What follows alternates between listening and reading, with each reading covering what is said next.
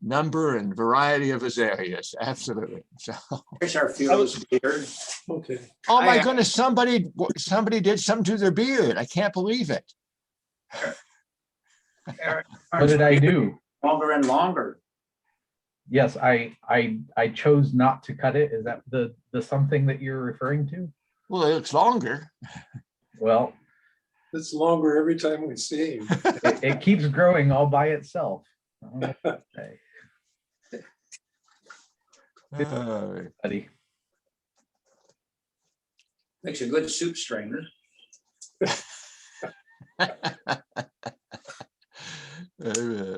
I tell you though, I put a tie on the other day, Joe. Oh Lord.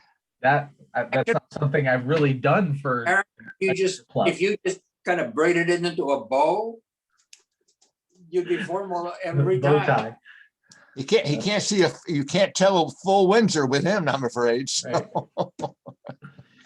Right. Right. Jack, do you want me to try and pull up the World Bonsai Day website to drop it into the chat, or do you want to do that? I know you want to make sure everybody knew about it. No, that'd be fine. Go ahead and do it yourself. Cool. Do it for us. If you want to put something in the chat, just let me know and I'll type it in there. I'm sorry. If you want to add something to the chat, let me know and I'll type it in there. Do you ever participate in the chat or no? No. So do you know what it is? I'm sorry. Do you know what the chat is? So, If people have questions and things like Yeah. that. then, and sometimes you can post a link in there. So if you want your members, your viewers to go to a website, you can put it in there and then they can access it and it'll just open it on another tab. Yeah. Okay. Yeah, Mike. Good morning. Are you going to be joining us on Azalea Day? Your mic is off, Mike. Mike. There you go, Mike. Okay, Are you going to join us on Azalea Day at the? I am. Wonderful. Well, let me put you down then. 10 to noon or noon to 2, and please say noon to 2. Oh, okay. Wait a minute. That's the next one, right? Right. Oh, I don't know. Oh, okay. Well, check it out for me, please. Okay, because it's going to be a great, and we've got so far a pretty good crowd. Do you have a lot more in the morning, Gary? Yes, Okay. we've got. Let's see about. That's on the 16th, Yeah. Sunday the 16th. He's got a very full morning. And he's got about 4 or 5 in there, 5 or 6. No, I'm not going. Couldn't hear you. Hello. I need to deliver some stuff up to Judy. You know, Chuck, your beard has never looked quite as good as it looks now. That's because you're looking at it through a camera. Oh, well, that teaches you, doesn't it? Oh, yeah. Thank you, though. Thank you. Yeah. What time we got now? 9:57. Okay. Ralph's with us. Morning, Morning, Ralph. Good morning. Good morning. Good morning.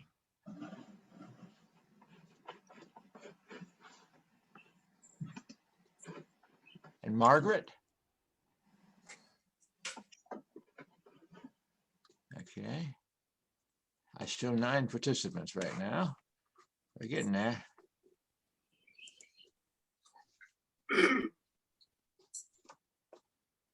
Okay. I think a pretty significant part of our membership must think 10 a.m. on a Saturday is pretty early. Or it's just hard to remember that you actually have something scheduled on that Saturday morning. I don't know. After the last year, that's probably it. because we normally meet at 9. Yeah, Right, that's yeah. true. Hey, Ralph, Aaron, did you get to send out a morning email blast for this? I don't usually, but I could. good morning, Catherine.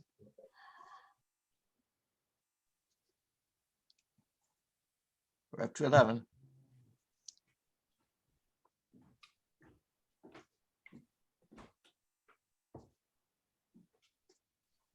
Let me know when you want to get started. Thanks, Joe. You probably have some announcements to make. Yeah, at least a couple. I was going to talk briefly about World Bonsai Day and our Facebook group. Any others have? And then I'll remind them about the azalea sale next week. Thank you. Of course, any other things, topics that we should be addressing in announcements when we get started shortly? If it's all right with you, Aaron, when you have a break at some point, I'd like to make a quick announcement for PBA. Great. We do it now. Wait till the meeting starts. Wait till the Sure. meeting starts. Officially. More people. Be more people.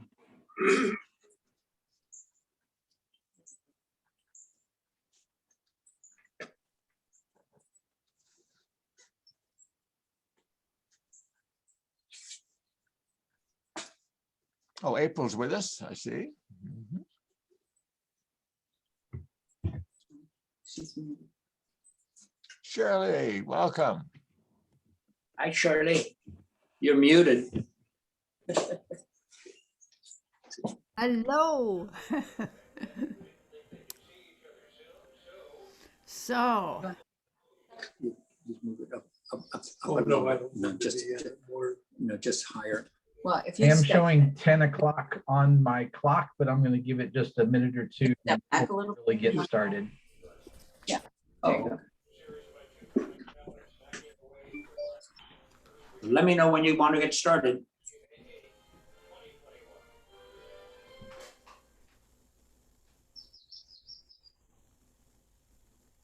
Yeah, we'll just give it another minute to let a few more people jump in, and I'll send a quick reminder since Jack suggested it. Go get something to drink. That's right. Time to heat up your coffee. Ethan, You know where they are. Yeah, I do.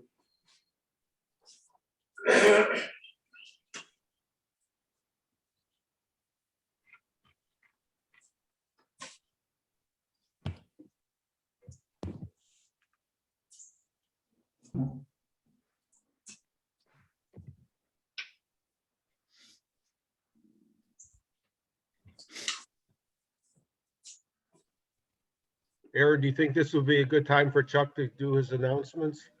Or is the PBA, I think we can do it this morning. Since I've got 2 minutes after, let me go ahead and say good morning to everybody. Thanks for joining us.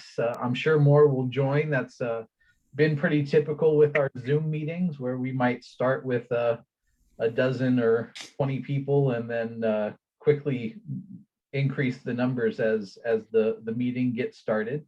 I just have a couple of quick things to address this morning as we're getting set to start and a couple more people are joining us. So one of them I'll say real quickly is the World Bonsai Day events. World Bonsai Day is tomorrow, if I remember all that correctly. And I don't remember exactly how the Zoom chat works, but I know in some of the other online meeting things that I use, if you weren't part of the chat when we posted something or if you weren't in the meeting when we posted to the chat, you won't see it. So I've just reposted the link to World Bonsai Day information. There's lots of different online activities and things that you can do if you want to get involved in that and have a little more bonsai in your weekend. So check that out. I do want to also mention that although I've been very kind of low key about it for the first maybe week that it's existed, we have decided to create a Facebook group. And that is different from a Facebook page, which we've had for a number of years. The Facebook page really just allowed us to create events and things like that, that we didn't really use all that well, especially since we communicate our events information directly to our membership. Posting our events on Facebook didn't really help because the general public is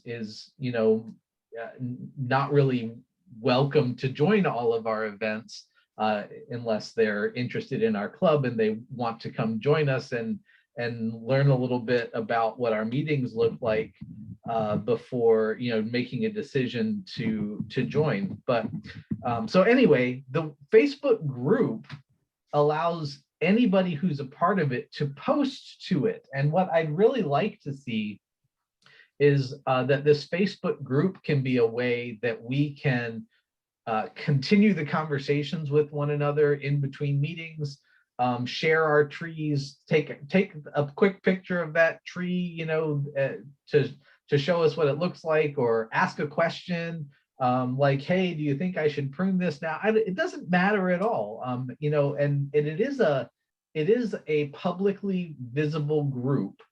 And so when you post to it, people who are friends with you may see those posts, and so it's just a way to kind of more openly have a continuing conversation and dialogue about bonsai through Facebook. And I know not everyone's on Facebook, and that's fine. But I do want to invite you to find that, and all you got to do is search Northern Virginia Bonsai Society, and you should be able to find it. So I'll say no more about that, but do let us know if you need any help finding it. I want to remind everybody that there is a planned event for NVBS members next Sunday. That's a week from tomorrow. And that's the Azalea sale with the Northern Virginia Azalea Society. Much thanks to Gary Reese, who's really kind of organized that and going to be the main person on site, although there will be other mentors there as well. But he has coordinated with the Becks to arrange the time. And so we've got 2 different time slots to keep too many people from being crowded in the space all at once.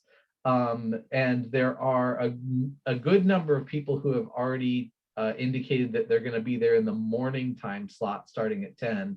But there's still some space, especially in the afternoon time slot starting at noon. So if you'd like to go buy some great azalea material, which you should know a little bit more about how to work with that material by the end of this meeting today, and a variety of azaleas, things that you could put in your yard, things that you could train as bonsai, Satsky azaleas included among them, then you just want to let Gary Reese know so that he can put your name on the list and we can know who to expect on Sunday.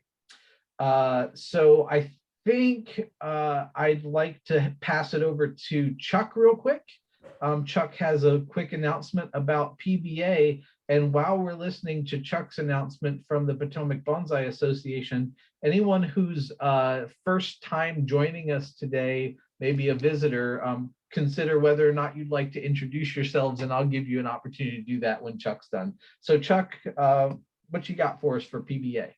Okay, just a quick note to let you know that at present, we are scheduled to resume our spring show on the first full weekend of May next year. I applied several months ago to have a fall show this year, knowing that we weren't going to have a spring show. And that I asked for the first weekend in October. I've heard nothing back on that yet. So I wouldn't count on it, but I'm going to get a hold of the Arboretum this week and see what the status of that is. And just want to let you know they're beginning to open up again. The museum or the Arboretum is open again for volunteers on a limited basis. But they are beginning to open up again. So things are beginning to look up. Thank you. And that's all I have. Great. Thank you, Chuck. that's good news that we're excited to kind of get started on that. I know the PBA event is a pretty special opportunity for us to interact with people, you know, a little bit beyond our area, since they have vendors and all kinds of great presenters who come from outside Northern Virginia. So real quickly, if there's anybody who is joining us for the first time, maybe just visiting, if you'd like to say hello, we'd be happy to hear from you. Everyone, you know, I'm looking across and see a couple of less familiar names, but I'll let you give you a moment to speak up and say hi if you're joining us for the first time. Good morning. This is Margaret La Torre. This is my third meeting, so I'm enjoying them and I'm looking forward to today's session. Thanks, Margaret. Good morning. We're new too. I'm Barbara Abear. This is my husband, Greg, and we're new to bonsai. We've always enjoyed them and admired them, so we're taking up a new hobby, hopefully successfully. Nice to meet you both. And good morning, this is Joy, although I think I'm on screen as Mike because I'm using the family computer. And this is my first meeting, so I just look forward to listening and learning this morning. Thanks, Joy. Glad you're here. Hi, my name's Ethan Thornburg. This is also my first meeting. I just started bonsai maybe about a year ago, just still kind of getting used to it. And I was looking for a group to learn from. So Great. Thanks, Ethan. I think I recognize most of the other names on here. Anybody else? All right. Well, welcome to those of you who are joining us. We are always excited to have some new folks, and we want to figure out how we can support you in whatever ways we can, even in this virtual environment that we're in right now. But I don't want to waste any more time because I know that our presenter today has a lot of great information to share with us. Joe Gutierrez, Dr. Joe has been a longtime member of the Northern Virginia Bonsai Society. I would let him tell us for how long if he'd like, but I'm pretty sure he's been practicing bonsai for nearly as many years as I've been alive. So I really appreciate and respect the knowledge that he brings. And we've definitely seen some fantastic azalea work from Joe in the past. And I apologize for those who have heard this story before, but I am fairly certain that the very first Northern Virginia Bonsai Society meeting that I attended might have been a May meeting when Joe Gutierrez was demonstrating how to train and develop azalea as bonsai. And so I learned a lot then, and I'm excited to hear it, some of that information again, perhaps, and put that in a new context of my current understanding of bonsai. So Joe, thank you so much for being willing to guide us along in this learning this morning. I will ask anybody who's got their mic turned on to go ahead and mute while we're hearing from Joe, unless you have a question, and that just makes sure that we have good sound. So thanks, Joe, and I'll turn it over to you. Okay, good morning and thank you. Thank you very much for inviting me to give this presentation this morning. Greetings on World Bonsai Day. First of all, this program probably wouldn't be possible without very valuable technical help. So my two helpers today, you just saw Chuck. Chuck's a past president of PBA multiple times. He's president again this year, and he's offered to help facilitate moving plants in and out. I'm sorry I can't have all the plants that I wanted to show. A lot of them are very wet. A lot of them are full of pollen chains, but I think I have enough to go through today. On the technical side, this video camera that I'm speaking to is belongs to my daughter, my second daughter, Christy. And Christy is a teacher at the Potomac School, and she is very, very knowledgeable about zooming in and out and moving from one one device to another, etc. So thank you very much, Christy, and thank you very much, Chuck. Before we get started, there are two things that always bother me, although I haven't heard it this morning. Some people pronounce bonsai in different ways. It's bonsai, not bonsai, and not bonsai.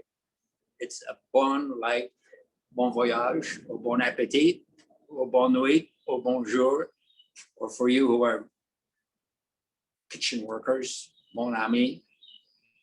Anyway, it's bon. It's very, very short, not bone. And the second syllable is sai, not zai as in banzai, but bonsai. So get the pronunciation right. Second thing, we're going to be talking about Satsuki azaleas. And it's not Satsuki, it's Satsuki. The U is 98% silent. So it's not Satsuki, it's Satsuki. The U is just barely audible. So when we talk about Satsuki azaleas, pronounce it the way the Japanese do. It's not Satsuki, it's Satsuki. Okay. Why azaleas? By the way, I have been a member of the Northern Virginia Bonsai Society since late 1969 or early 1970. So goes back a long way. Thank you very much, Aaron. I was going to show that tree that I did the demo on, your first demo, but it's full of chains of pollen and it's way up on the back hill. It's doing well, thank you. Anyway, why azaleas? Let's give you I'd like to give you a brief history about azaleas. Azaleas, of course, are native to Japan, to China, and the Himalayas. And a lot of people are, by the way, if you hear a lot of noise, we're in my garage. My garage is my studio, workshop, storeroom, and I'm right under the flight path to National Airport. So if you hear a lot of noise, I've got the garage door up, and those are airplanes going by. But actually, azaleas are native to the Himalayas, and people are surprised to hear how do they survive at that altitude. Well, at that altitude, there's a lot of snowfall, and the snow is very light and very powdery. And what happens is the azaleas get covered with snow, and they're in a perfect environment, 32 degrees all winter, no wind chill, no icicles, just very nice light blanket of snow, and that's how they survive very well. Azaleas need a period of cold in the wintertime, otherwise the buds won't open up in the springtime.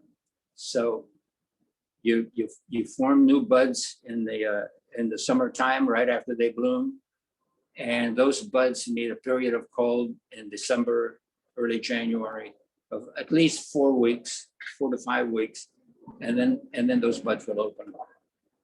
But I like azaleas.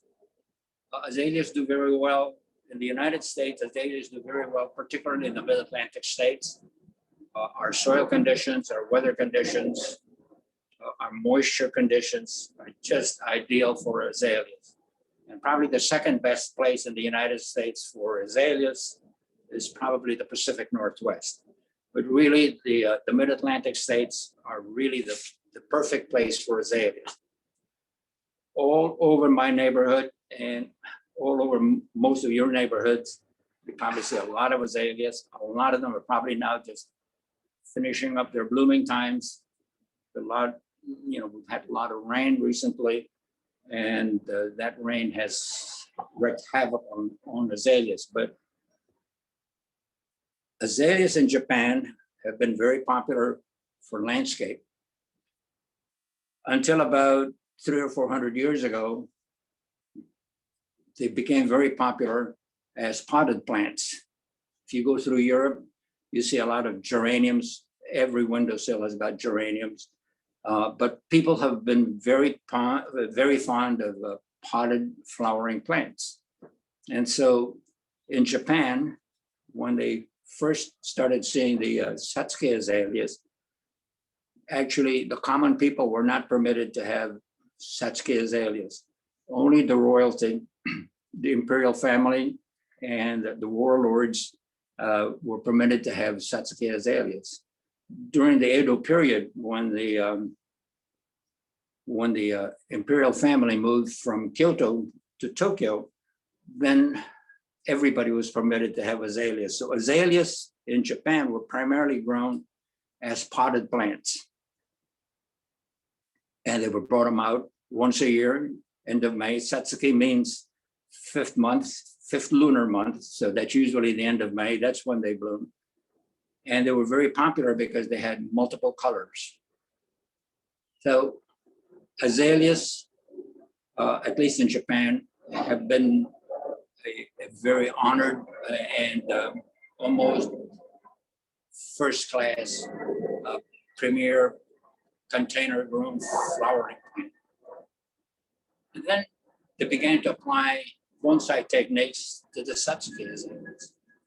So, can we move the camera? I'm going to show you a calendar that I have. Take it off. I can do this.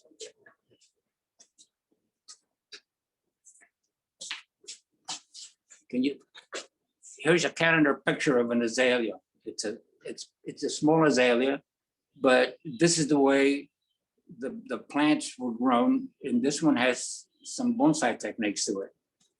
And that's the April page of the calendar. The very next page, actually,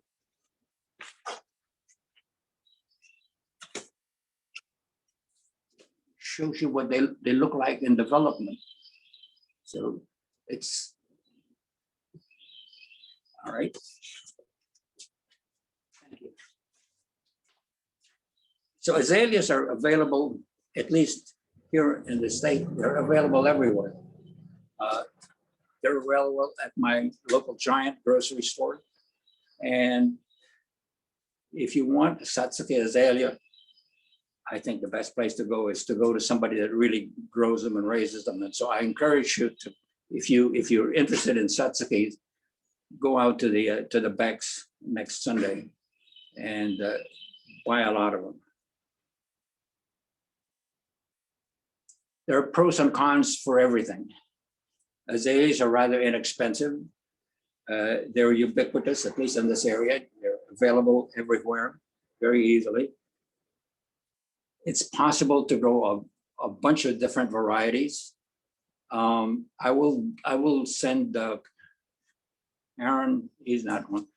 Anyway, Aaron, this evening or early tomorrow, I'll send you a list of reading material, but the classic bonsai book, the classic book on azaleas, first one was written in the 1500s. It's called The Brocade Pillow. It's a history of azaleas in Japan. The classic US text is Fred Galley's book, now out of print. There are several books on azaleas, especially azaleas for bonsai and Satsuki for bonsai, and most of them are now out of print. But I'll send a list and you might be able to get them on Amazon or some such place. But azaleas are easily propagated. Usually they're grown from cuttings, sometimes from seed. Hybridizers grow them from seed. But they're easy to work with. There are some pitfalls. There are pros and cons for everything. They're readily available. They like our weather conditions. You can work with a lot of them. And some of them are fast growing, some of them are slow growing. You can have green bonsai all year round, and you get the bonus of flowers in the springtime. They're very suitable for all sorts of shapes, probably except for forest planting. You can grow them as mini bonsai. You can grow them as cascades, uprights, informal uprights, slanting. Like I say, it's probably only the forest that they're not suitable for. Go back. Okay. You want to plug it in? Yep. Yep. Okay. We can always go to this if that doesn't work. All right. Just, Okay. you're, All right, we're having a little you're okay. technical problem, but it's not. Okay. So I'll show you a series of azaleas. I'll show you my smallest one.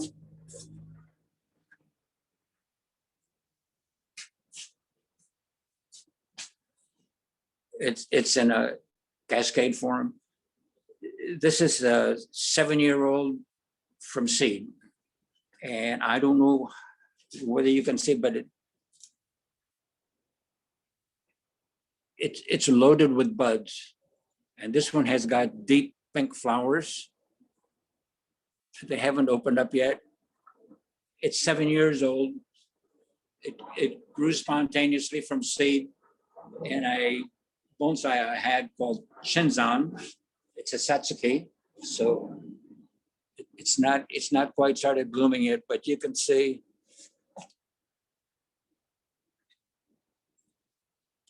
the buds. And that one has just a little bit of a touch of pink in it. Anyway, it's quite small and 7 years from seed.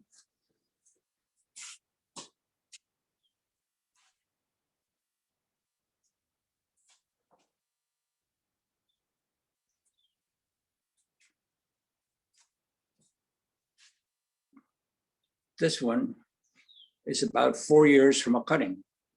And it's a named azalea. It happens to be named after my oldest daughter, Christy's older sister. And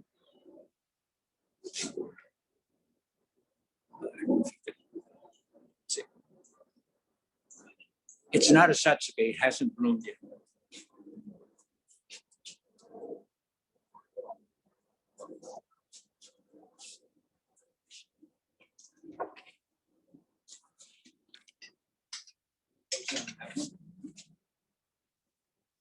This one I got last Sunday or last Saturday at the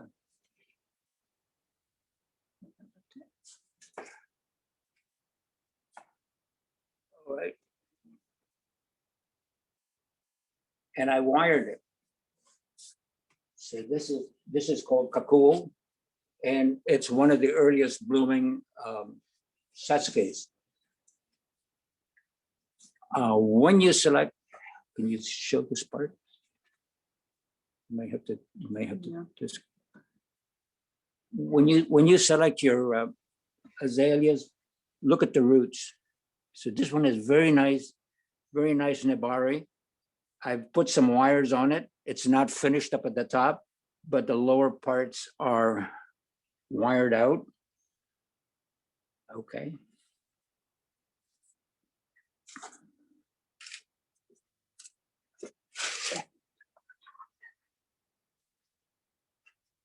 I bought 3 of them, so here are 2 of them. All right.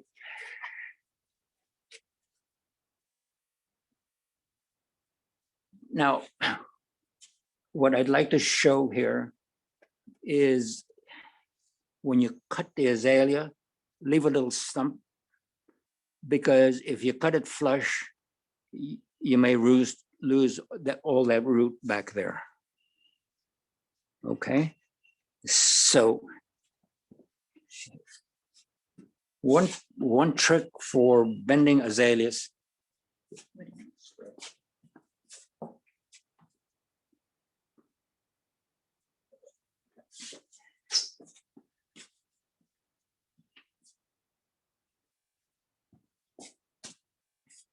I put wire on here, but I didn't bend it.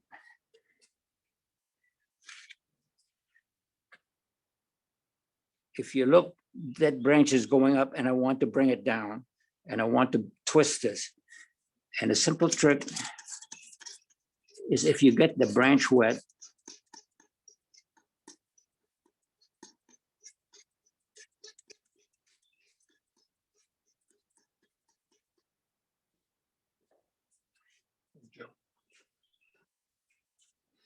one of the disadvantages with azaleas is they're very brittle. And when they break off, they usually break off right where the branch takes off. So I'm going to bend that branch down.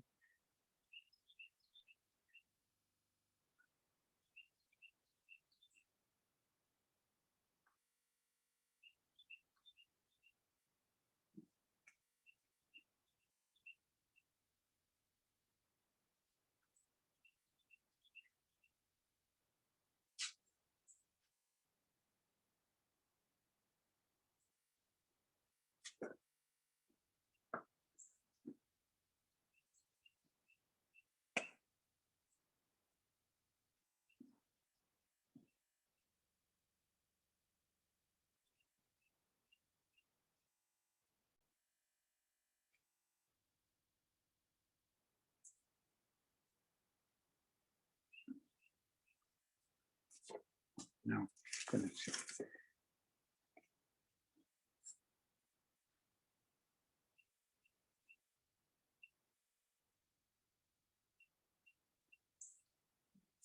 And if as you're bending, if you also give it a twist and support the takeoff point, you're not apt to break it. So we're very lucky. We got that branch down, and I'm going to wire the trunk and give it a little rotation movement so it's not very straight.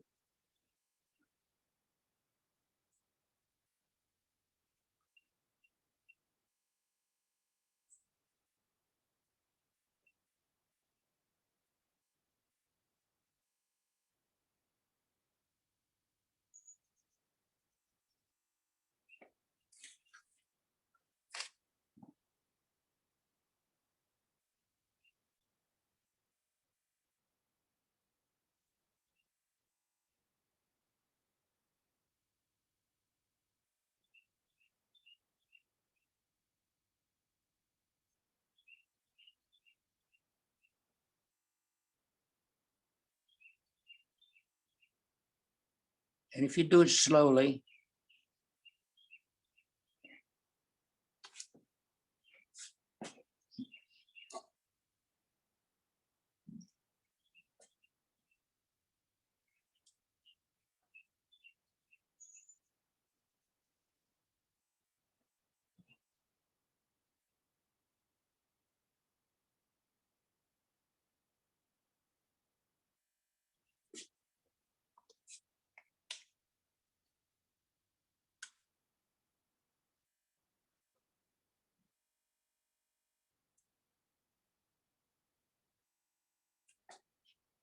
so my primary trunk is there.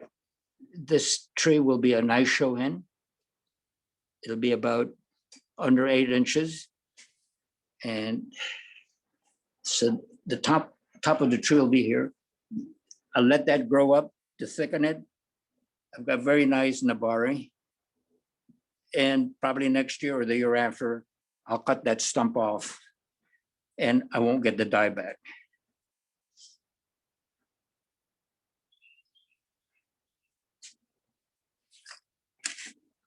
So I've got my main branch on the back, and I've got my trunk line.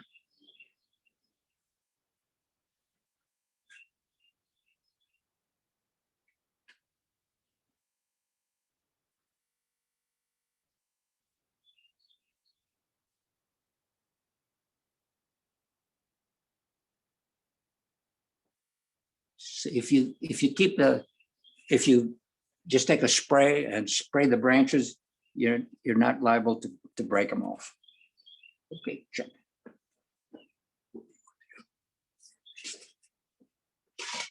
Okay. This one, Jack?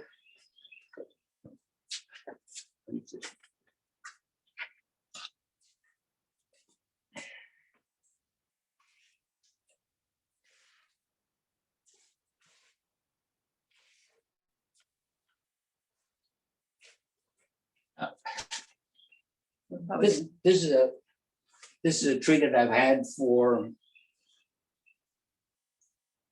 I think I got this one in 1996 when I moved into this house. Can you lower it a little bit?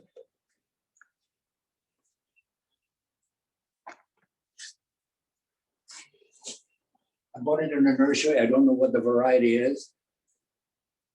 But what happened was some rabbits got to it. And the rabbits ate halfway around the back of that trunk. So if you look at the backside, let me show you.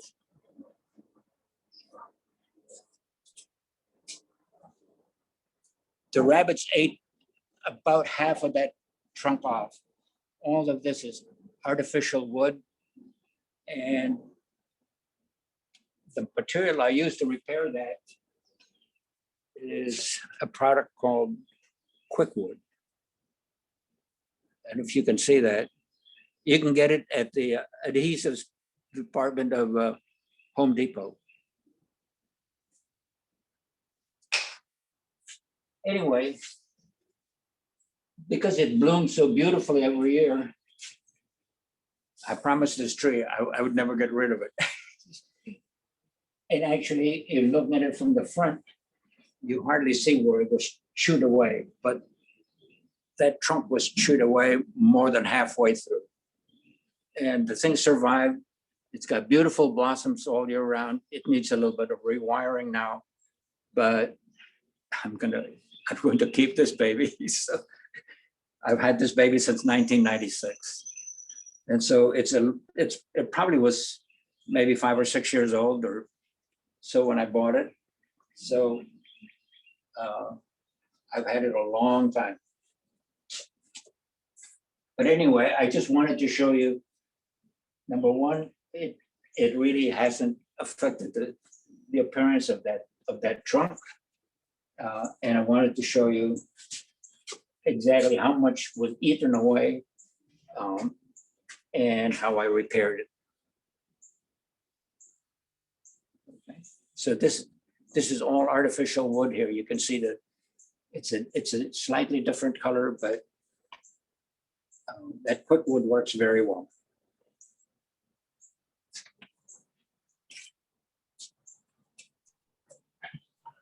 Joe, as you were showing this tree, I had somebody ask in the chat whether or not azaleas backbud. Could you address how well they backbud? Sorry. I'm sorry, I didn't catch the question. Somebody asked how well azalea backbud, like on the trunk. Okay. I'll show you that next. This one. That one. Thanks. You just leave it right on there. And you can just.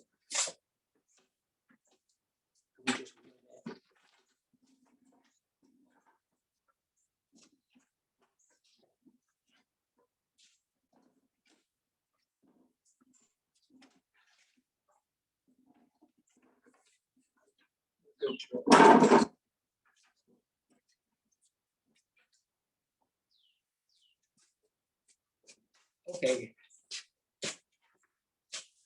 So I'm gonna Can you switch devices. So we're gonna do a little device switch. So you will see the video for Christy Westerman will become the new.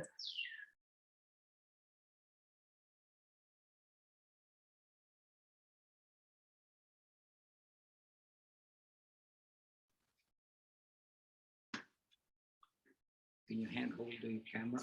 I can handle this. Yeah. Turn off the volume on that. Chuck. Push it all the way down. You see it?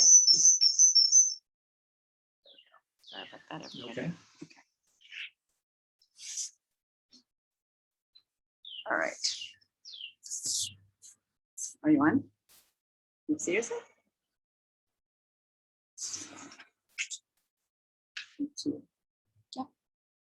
You can see how this one has a gazillion buds. This was collected. It was chopped off severely. Actually, this is that's the front. But anyway, you can see how well it backbuds.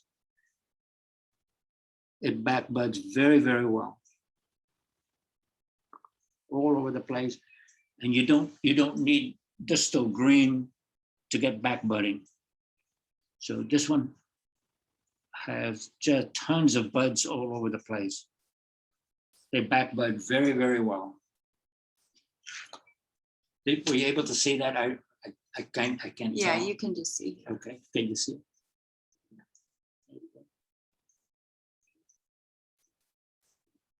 So they back bud extremely well.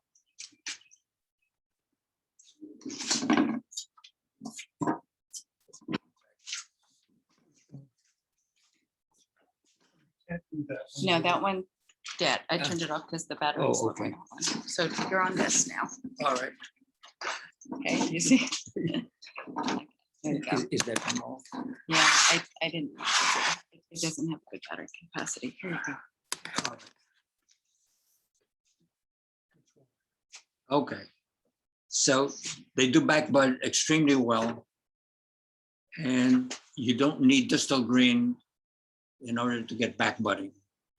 They do back bud extremely well. I hope you could see how much back budding there is there. But if you notice when you go around different yards, people shear their azaleas, and they bud very, very well, even where there's no green distal. The one thing that I wanted to demonstrate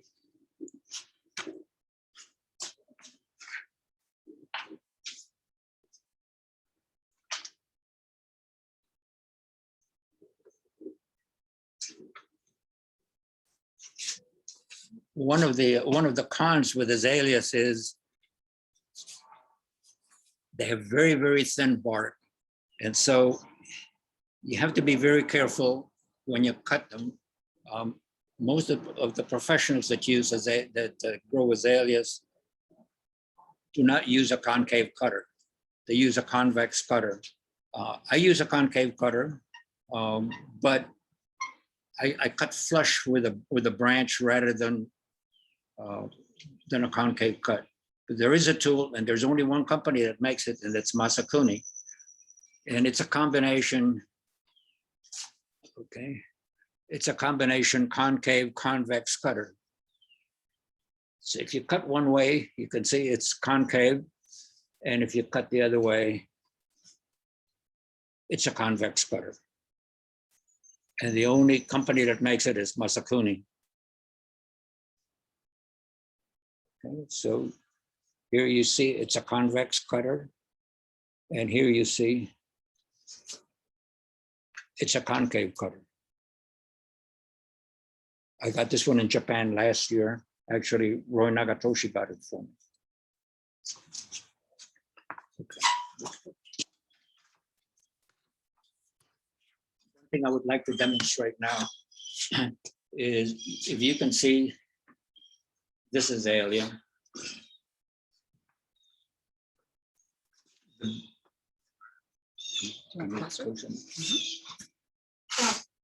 You can see how those blooms are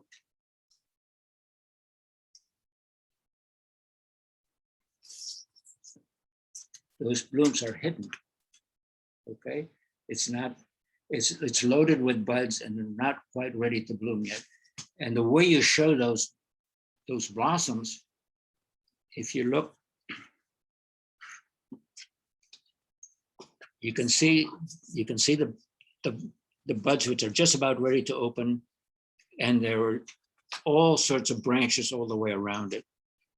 And in growing azaleas, what we want to do, of course, is have at each branch and 2 branches. And over here, I've got 1, 2, 3, I've got 6 branches. So the way to show the azalea blossom is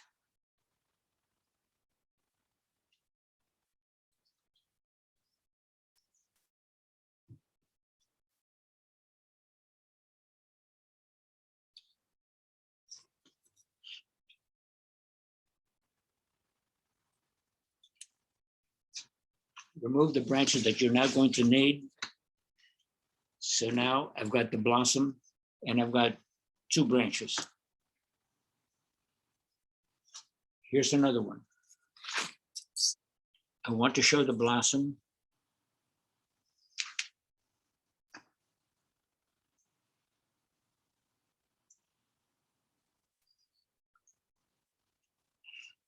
That branch is probably going to be wired that way.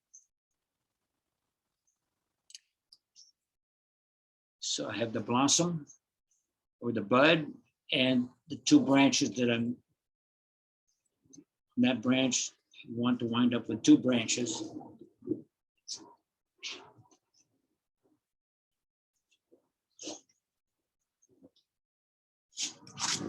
Here at the top, I have another one.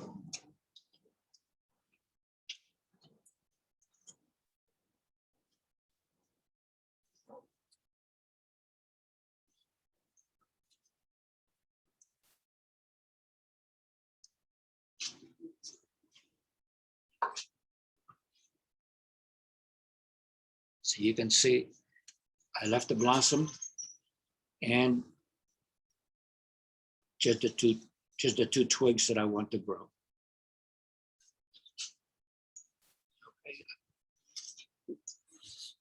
I don't know if you saw that well or if you got that clearly.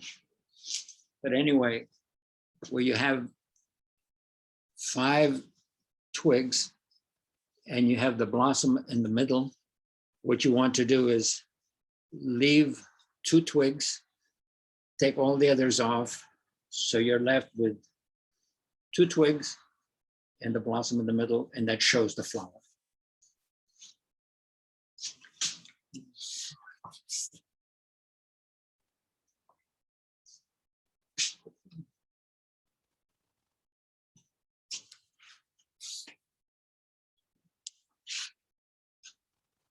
All right. Let's see.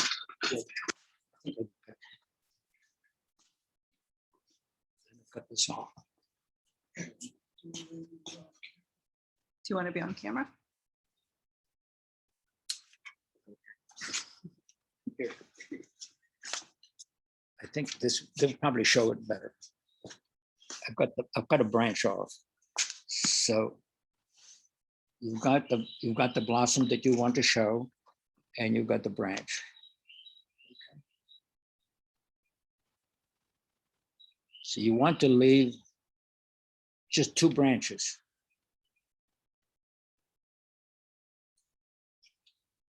Taking one off.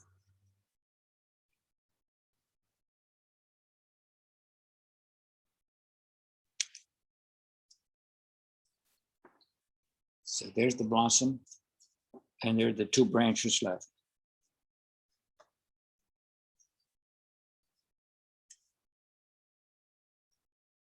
Okay.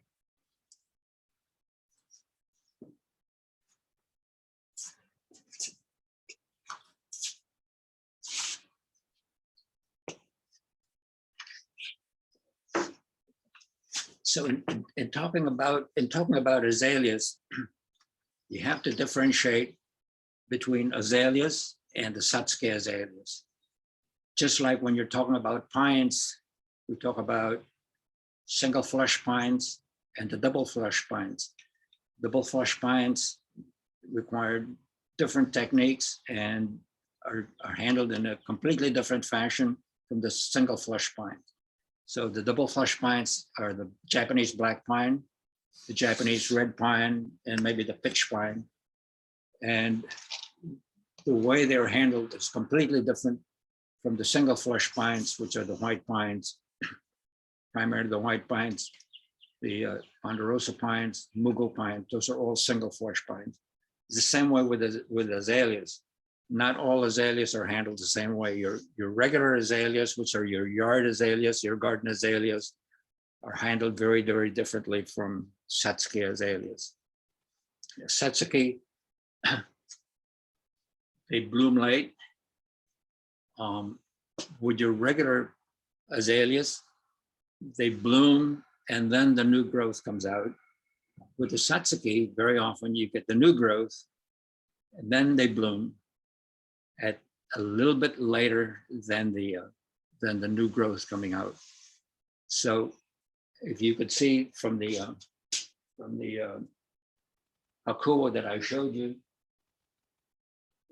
the blossoms come out and then the new growth comes out.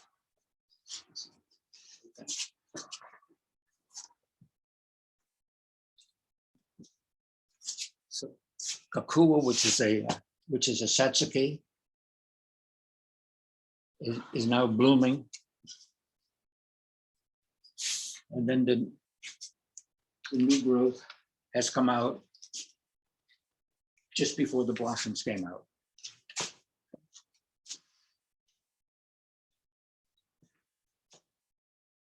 All right. Is that it? Okay. So I'll be able to answer some questions now if you. Yeah. Okay. Well, let me go through my notes here. Joe, I do have one question in the chat. Sure. You want to let me know? Okay. So this, someone asked, when do next year's buds form? Yeah, I'll let you go with that. Okay. For the azaleas, the next year's buds form shortly after they bloom. So with the satsukis, they bloom right about this time. And actually the peak bloom will probably be in another week, maybe 2 weeks. So the end of May, early June is when the peak blossoms come on a satsuki. After they bloom, take all the old blooms off and take everything down, including the ovary, which is the bottom of the blossom. About 2 weeks after that, they'll start maybe around the end of June, early July, the new buds will start forming for the next year. If you prune at that time, you're going to lose your next year's blossom. So the new buds will probably start to form midsummer. They need a good 4 weeks, maybe 5 weeks of winter cold for those blooms, for those buds to open up next year. In Japan, they use a different cycle for the satsukis. They usually let them bloom only once every 3 years. So they let them bloom. After they bloom, they prune them back. They repot them. The next year, they don't permit them to bloom. And then the third year, they let them bloom and show them. And then they start that cycle again. So they take a lot of work. They take a lot of you need to know the technique of how you handle them at different parts. It's a 3-year cycle. The azalea is like an acid soil. So one of the disadvantages is that probably the best soil for growing satsukis especially is the kanuma. And kanuma is imported from Japan, so it's fairly expensive. You can use a mix of kanuma and akadama. Akadama is also imported, and that's also fairly expensive. I use a mix of kanuma and akadama. I sometimes throw in a little pumice in there, but it's fairly expensive.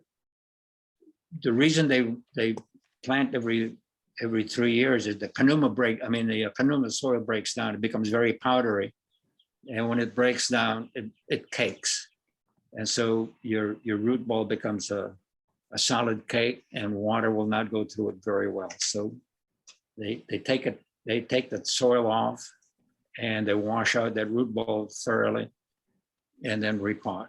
So it takes a lot of work. When do you repot here? I'm sorry? When do you repot? I repot probably in February, after they've had the cold period and just before they start their growth cycle. So I like to repot probably in February for the satsuki.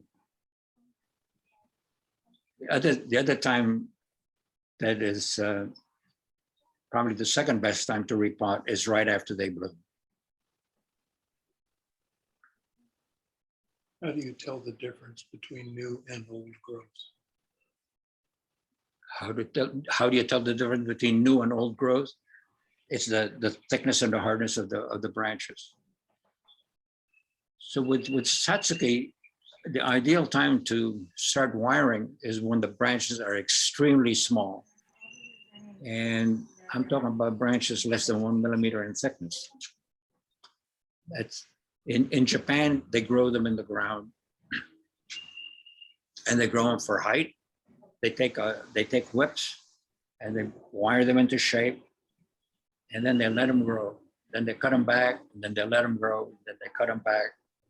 And so usually when you buy azaleas, especially Satsukis in Japan, you've got trunks that are probably 3 or 4 inches across. And then they cut them way back. And they always leave little stumps, because if you cut them flush with the bark, they may not heal over. Bark is very, very thin. That's one of the big disadvantages. But you can see.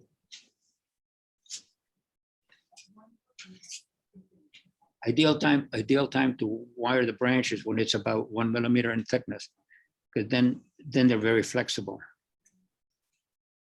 Once you get to about 3 millimeters or 3.5 millimeters, they become very brittle, and you have to spray the branch to be able to bend it. You can see I've already wired some of these branches down. But you can get a pretty nice tree within about 4 or 5 years. Joe, we also have questions about fertilizing, which I'll let you address. And someone asked, if you can't buy Kanuma, what would you recommend to use as soil if you don't have Kanuma? Well, if you don't have Kanuma, use your regular bonsai soil and fertilize with mirror acid to give it an acid environment. They like a pH, soil pH of between 4.5 and 6. So I usually use mirror acid and BioGold. BioGold is an organic fertilizer. The other thing that you can use to fertilize if you want to increase blossoms, you can use anything that says blossom booster or bloom booster. But anyway, your phosphate component should be high. Don't buy the cheap fertilizers that don't have the micronutrients. Probably the most important micronutrient for azaleas is iron. So make sure that you have the NPK. If you want increased blossoms, get something with that middle number being very high. I think, let's see.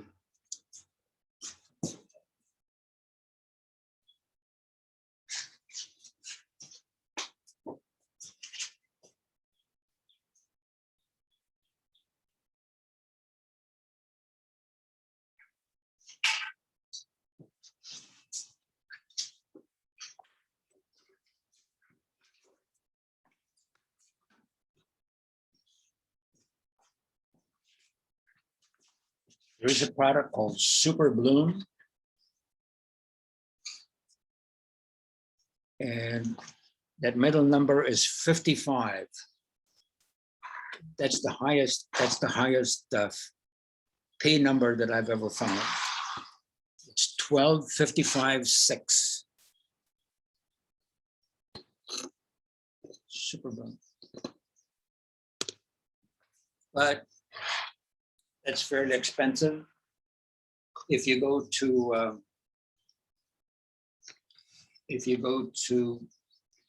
Merrifield, they have their own Merrifield brand fertilizer. It's called fertilizer for blooming plants, and you probably can get a whole gallon of it for about $20. This is Green Light Super Bloom, and the small container here probably costs about the same, $20.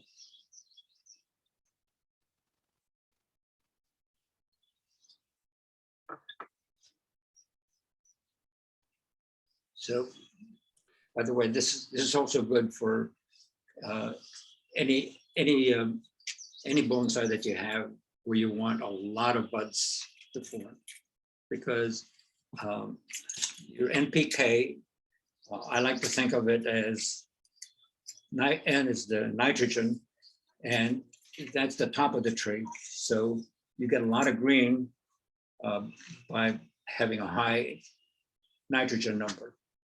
The phosphate is the middle portion of the tree. And so if you want a lot of buds or a lot of blossoms, get something with a high P number. And K is for the roots. So N, P, K, top, middle, bottom.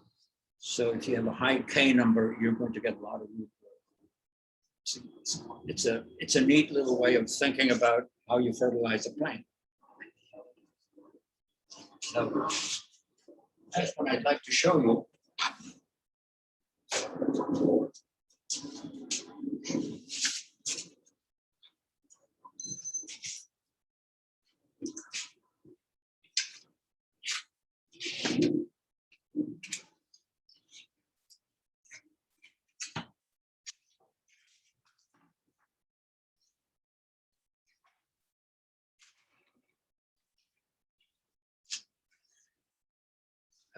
I've had this tree since about 2000.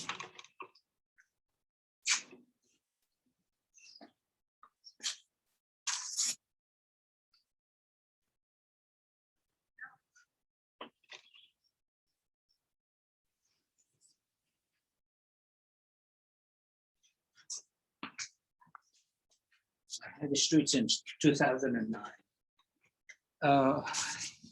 It was, I think it was the President's Day weekend, and a neighbor had decided to clean out their backyard, and they cut down a lot of, they dug up a lot of their azaleas, and I saw them sitting on the curb, and the root balls were frozen like a big ice cube.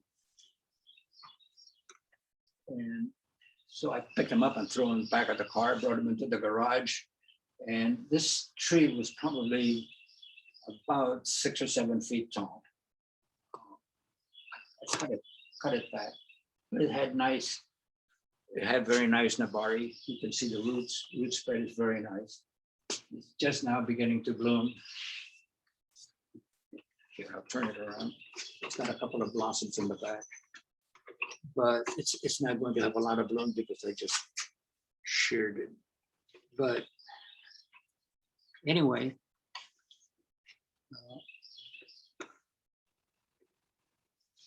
let's get the front of the tree. At this point, because they're shrubs, it'll just be a matter of shearing them to get a very nice clean foliage. The bottom of the foliage has got to be bare, but it's just a matter of taking shears. You can either do it very, very carefully, or you can just shear the whole thing off. Once they bloom, you won't see those cuts. So it all depends on what you want to do with a bonsai. Some of them want to show nothing but blossoms, like you saw in that calendar picture. Some of them want to show the structure of the to make it look like a bonsai, show the structure of the plant. There are different philosophies on it. A lot of the bonsai growers would just shear them. They come with regular shears, big yard shears, and just cut everything out. So everything's nice and flush and clean. It all depends on what you want to show. How forgiving are they for collecting? I'm sorry? How easy are they to collect? Oh, they're easy, very easy to collect. They're very shallow rooted, so you don't have to go down too far. And the roots proliferate very, very fast if you cut them. So I never take a big root ball. A lot of people, want to take up a great big root ball like you would say if you were digging up a pine or a maple. But with the azaleas, you really don't have to take a very big root ball. So this one came with an enormous root ball. Because they were frozen, I soaked them in just water with a couple of drops of Super Thrive. And after all the clay had melted away, washed away,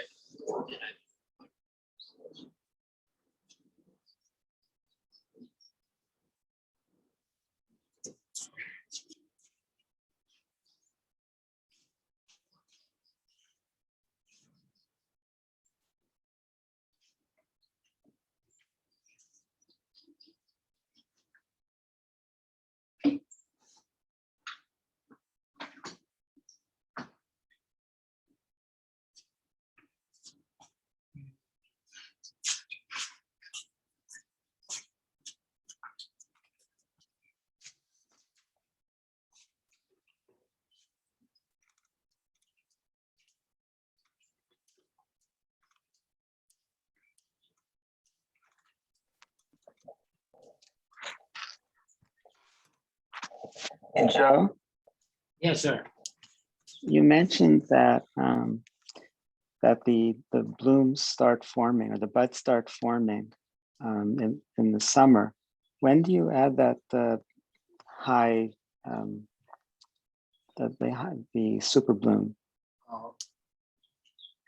I fertilize all year. I stop probably in say first week of November or last week of October. And I don't fertilize in the last month before they bloom. So I probably stop fertilizing, say mid-April, and start again after they bloom. But what I'm asking is about the super bloom. When do you use that? I'm sorry, Super Thrive? No. Or that super bloom that you showed us. I use that right after they bloom. Okay. Right after they bloom, so that you get a lot of buds. So Hi, Joe. I had a question. Yeah. So the azalea, the way it forms buds and branches is very new to me. It seems like it has more mature branches, and then the buds go out on stalks that are like 5 or 6 inches long, have a bloom at the end. Oh, don't let them get that long. So I have a number of flowers on stalks that long. Should I, once it's done flowering, should I just cut those back? Do I shape the long stalks, or take your cue from your neighbors? You know, they share their azaleas. So when you look at this plant, it's going to look weird because you're going to have cut leaves, but you want that silhouette to look nice and neat.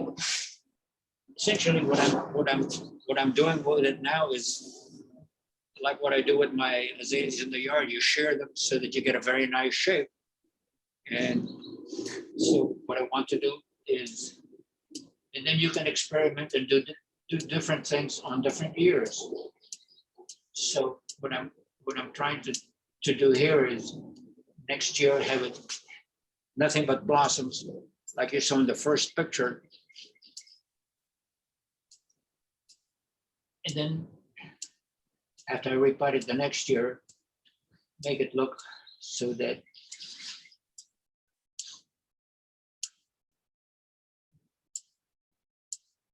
it looks like a bonsai tree again.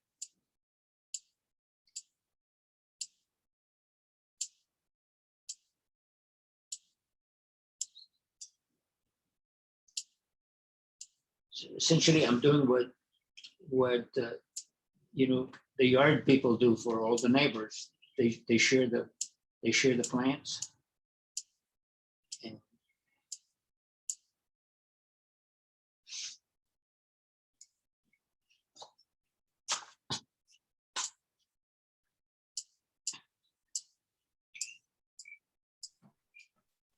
Joe, could you talk a little bit about pests or diseases that azaleas might deal with and what you do to prevent or treat those? I'm sorry. Pests and diseases. He said, can you talk about pests and diseases? If you keep them distance, you keep them healthy, you probably won't have a lot of problems. Common problems are spider mites, and you can control those fairly well with malathion. And you can also get leaf gall, which are a little bulbous growth in the leaf, and that's easily controlled by just plucking that leaf off.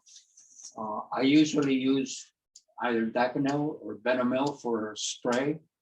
There are all sorts of formulations now which are called a mix of insecticide, fungicide, miticide, and you can use those as well.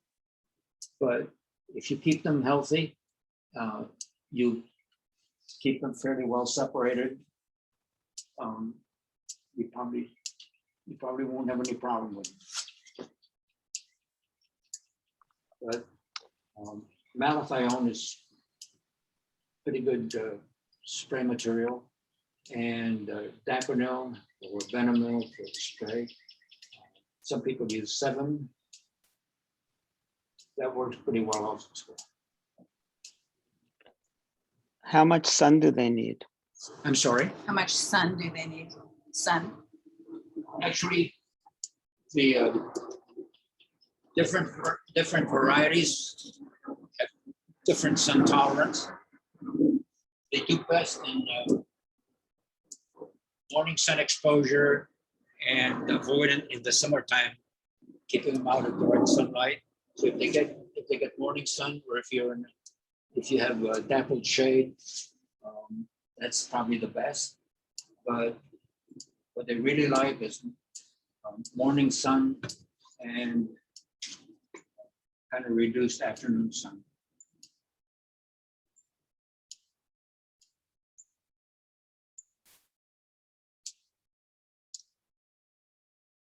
And the Satsukis do not tolerate winter very well. So I have problems with winter because I don't have a greenhouse.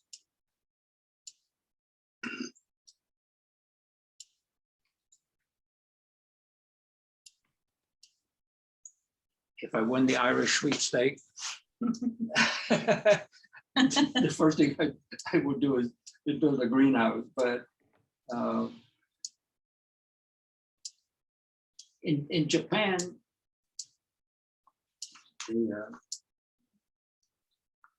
they really don't like them to get into freezing. So translated, if you can keep them, say, at about 40 degrees, through the winter, they would love that. But my smallest one that I showed you, this one stays out all year. I put my leaves, I put leaf mulch right up to the edge of the pot, and it's out all year, and it does very well. That's Chinzan. And so 7 years. This one also stays out all year.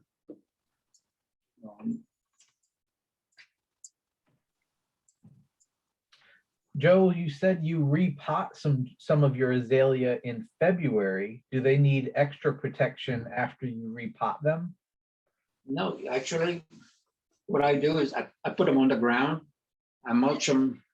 In my backyard, I don't throw away the leaves until springtime. So I rake up all the leaves right up to the edge of the pond.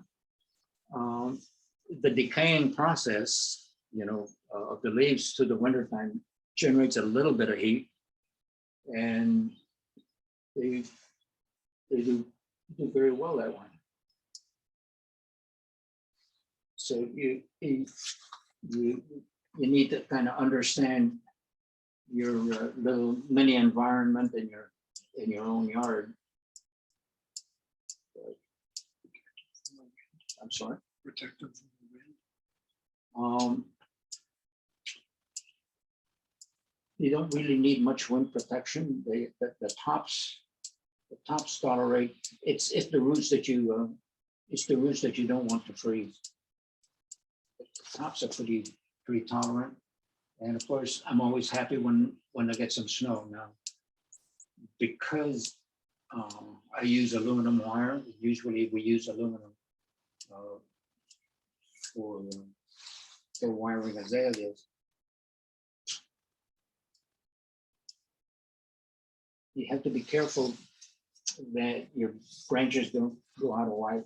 You know, the weight of the snow, if we have a heavy snowfall, the weight of the snow may ruin your design. So you have to check and make sure that your branches stay where you want them to be.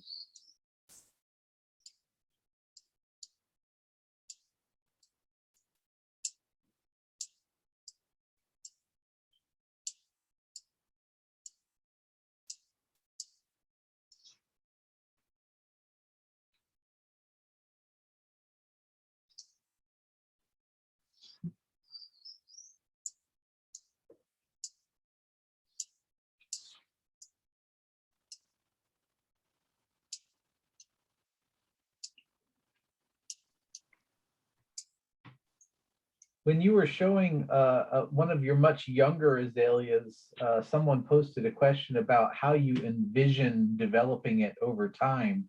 Do you tend to have an idea of what you hope one of these younger trees will do, or how you're going to grow it out, or is that more of a response to what it gives you?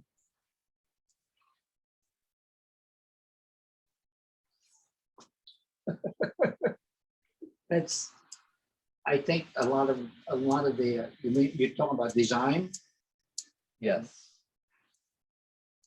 That's a matter of personal taste and personal experiences.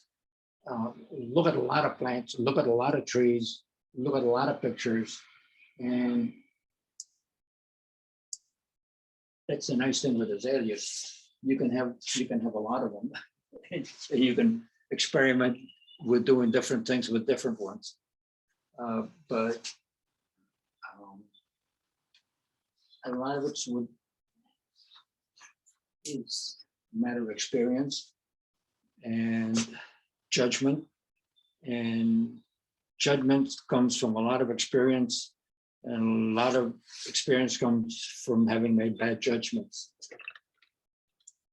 When you get a new one, I'm sorry? when you get a new one like this one, how do you decide where you're going to build it? How do you decide how you're going to It depends on the movement of the plant. It just seemed to be a natural slant. It was fairly straight and it was fairly flexible. So I just thought that would be an interesting view.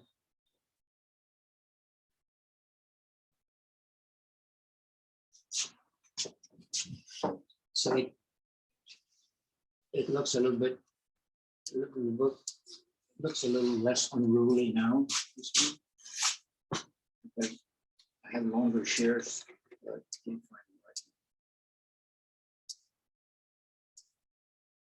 now. But essentially, I'm doing what landscapers would do. Shear the azalea until it's got a very nice smooth silhouette. And some of those leaves will turn brown and fall off, but the silhouette stays pretty nice. So Joe, I think you addressed some of this along the way, but I'd like to kind of ask you directly about those who might go buy an azalea next week. What should they look for? what should they look for when they buy a new azalea? Well, the nice thing with Satsukis, when I go look for an azalea, the first thing I look at is the foliage and the size of the plant. If I'm going to have a fairly small plant, I want very, very small, very dark green foliage. So the first thing I look at is what's the foliage like? It's got to be fairly small. Then I begin to look at it from the bottom up. I look at the roots, make sure that you've got a nice base, nice trunk, and nice nabari, nice spread, or the potential for a nice spread. That's the nice thing about Satsukis. They do get very nice root spread at the bottom. Much better than most of your other azaleas. So that's another big plus. So I always look at the foliage first, make sure that the leaves are small. I'm going more and more into small plant. I've got some big azaleas out and back. I didn't bring them in because it was raining the last few days, but I've got some trunks that are probably 8 inches across. Really big trunks. But I'm getting old. I'm getting old. It's not easy to move these big plants. So I think the biggest one I've shown you here is probably about a 5 or 6 inch trunk. So I look at the leaves because the leaves have got to be in scale with the size of the plant. So most of you probably don't have Canadian maple bonsai because Canadian maples have huge leaves. So it's nice to have your leaves in scale with the size of the plant. So the first thing I look at is the foliage. And myself, I'm partial to dark green foliage, although light green foliage isn't bad either. But the first thing I look at is leaf size. Then the next thing I look at is I start from the bottom and I look at the trunk. And I don't like a trunk that goes straight up like a telephone pole. One of the first things that I went into bonsai kind of backwards. I had an uncle, my father's older brother, who was a photography nut. And nobody wanted to go out with him and take pictures because all he did was he wanted to take pictures of doors and windows. Old doors and old windows. That was his thing. But he used to, he was one of my godfathers. So he got me a small camera and he dragged me along to take pictures. And I could find nothing more boring than to take pictures of windows and doors. But that was his thing. I like to take pictures of plants. Well, palm trees are kind of straight, but there are some palm trees that are blown by the wind, have a little bit of curve. So I like to take pictures of plants. They had a lot of movement, a lot of curves. And I guess I was maybe 16 years old. When we first went to Japan, the stevedores went on strike. So instead of being in port for about 2 days, we were in port in Yokohama and in Kobe for 10 days. So I wandered around, and that's the first time I saw bonsai. So this little gentleman, and he was working on bonsai trees, and I thought, this is perfect, because you don't have to walk all the way around the plant to find out, the best view. They're put in a pot with the best view already determined for you. And I thought, this is wonderful. And so I asked him if I could take some pictures, and he said, sure. And I took pictures. I don't know what happened to those pictures. I'd lost them, but that always stuck in my mind. What an interesting way to take pictures of plants. Have them in a pot, and the artist has already pre-selected the best view for you. So many, many years later, I had done some surgery in the middle of the night, and I think it was in February. And so I was in the recovery room, And we had a nurse that had just come back from Japan, and she had a book. It was by Nakayama. It was called The Art of the Chrysanthemum, Nakajima, the name of the author.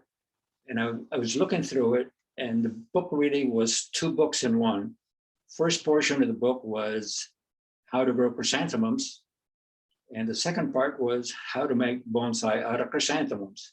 You can get from a cutting, you can get a woody plant in 1 year with the chrysanthemums. We used to have a fellow at the Brookside Club, Dave Garvin, who he specialized in bonsai chrysanthemums. So I started with chrysanthemums. I can't tell you how many thousands of cuttings of chrysanthemums that I killed. I mean, you have to keep up with a chrysanthemum practically every day, and you don't have to wire them. You just you get these little hangers that you hang Christmas tree ornaments with, put little weights on them, different weights. I would get different size nuts and fisherman's weights. And you just put these little weights on, and you can bend those. They're very succulent branches. And so finally, after killing thousands of chrysanthemum cuttings, I even joined the Chrysanthemum Society. I decided if I'm going to learn how to do bonsai, I better study with a Japanese master. So then I would go once or twice a month. I'd close down the office, and I'd take the Eastern shuttle to New York. And I studied with Frank Okamura at the Brooklyn Botanic Gardens. So Frank was my first. I did that for about 3 years. I'd go up on a Friday. I'd take the first shuttle out of National. I'd get to LaGuardia, stop at the coffee shop, get the lady to make me a couple of sandwiches. Then I'd grab a cab to the Brooklyn Botanic Garden. And that would be heaven the whole day, sitting there with Frank Okamura. He did a demo in the morning. And then in the afternoon, you went into the greenhouse, which was like shooting fish in a barrel. He had the plants. He had you had to bring your own tools, but he had the plants, he had the soil, he had the pots, he had the wires, everything laid out in a greenhouse. And you make 2 bonsai. I put them in a paper bag. Somebody would give me a ride back to LaGuardia. I'd take the last shuttle back on Friday night. In those days, you could bring, they had a closet up front. You could bring, plants back. On the last shuttle, that was usually hardly anybody on that Friday night shuttle. And I'd be happy as a clam. But you were working with 1 gallon material. And so Frank finally told me, if you want to learn more about bonsai, you gotta take workshops. And so that's how I got to know everybody in California. The best workshops back in 69, 70 were in California. So I joined the California, the Golden State Bonsai Federation. They usually met first weekend in November. And every November I'd fly out to California. First thing I would do is go to the bar, and I'd make friends with a bartender so that he would give me these boxes, and they're heavy boxes that had partitions in them. And I could buy little plants, put them in there, put holes in the side, and tie the pot into the box and bring them back. Then after that, I graduated and started. As soon as I got to the hotel, I'd ask for the nearest radio and TV shop. And I'd go there and I'd ask them for old boxes that television sets came in or dishwashers came in, because then I had bigger material. And when I got to the point where I was looking for refrigerator boxes, I decided I'd make friends with the people at United Air Freight. And I'd go collecting trees in Colorado with Larry Jackal And I'd take those trees down and I'd rent I used to go with Bob Sitnick, and we'd rent one of the big airline containers. They're aluminum containers. They're about as big as they're a little bigger than a telephone booth, and they're beveled at one bottom. And for $600, you could rent one of those things and just back up your truck to the air freight on Sunday night. There's nobody at United Air Freight, and you'd load all those things up, and we'd be happy as clams. But after 9/11, you can't rent those containers anymore unless you're a registered shipper, and that takes a lot of paperwork. I'm getting too old for all that big stuff. But anyway, it's a lot of fun. Beats gambling and drinking and raising hell. but it's a lot of fun and keeps you out of trouble. Being a surgeon, it's nice to be able to work with your hands. As a surgeon, I like to work with stainless steel suture rather than cotton, and so I have no problem working with wire. A lot of surgeons don't like working with stainless steel wire, but it results in much fewer infections because you don't have braided material. So I like working with wire. I think that the silhouette looks a little bit better now. Looks great. It's interesting. But anyway. Well, thank you, Joe. I really appreciate all that you've shared with us today. I'm sure that Joe would be more than happy to answer a few more questions if anybody's got them. Go ahead. I'm going to send you that list of books, but Satsuki's are very, very different from the regular azaleas. And while the regular azaleas are fun to work with, they tend to have bigger leaves, bigger blossoms. You get much bigger trunks. By the way, that one that I showed you there has a split on it. Unfortunately, we don't have a mobile camera, but I can take this over. can you? This is small. This one.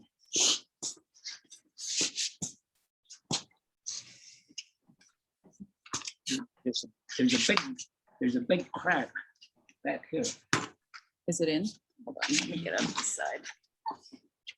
There's a big crack in here, and it's visible from front and back. From the front, it's not as bad a crack, but from the back, you can say I can practically put my finger in that crack, and it's survived.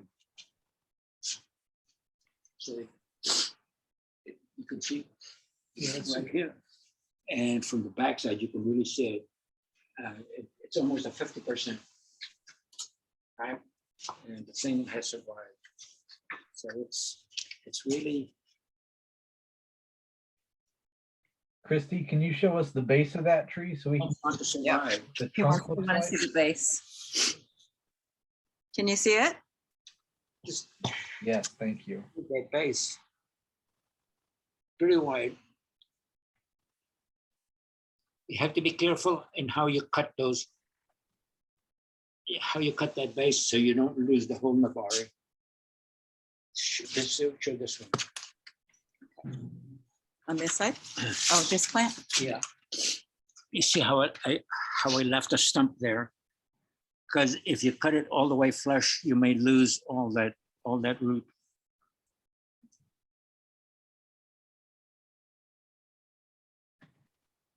Joe, I think what I'm hearing from you is that the thin bark of the azalea isn't really going to grow over and heal over large cuts. Is that fair to say? Well, you have to carve it. So I have a cut there, but then I'll eventually carve it with I don't use a chisel and hammer. I have an electric chisel. Makes it nice and easy. But they do grow back from old wood very easily. But don't cut to make the cuts concave. You can carve them out a little bit later, but you can see the cut up here. And there was nothing, and you can see all the growth around it. But this one has fairly large leaves, so it's going to be a fairly large plant. But however, once you keep on shearing them, you can get a little bit of reduction in foliage size.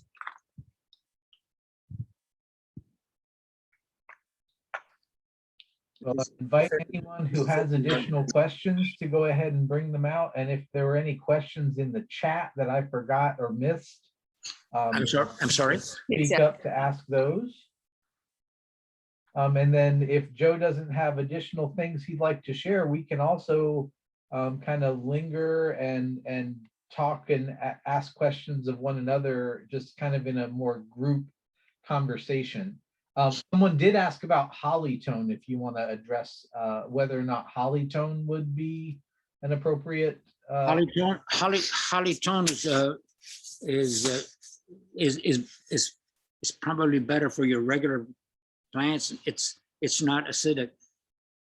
I'm sorry, holly tone is acidic. There's holly tone and there's plant tone. Holly tone works well with azaleas and pines. I like to use Mirasa, but that's a matter of personal preference. I try to simplify it.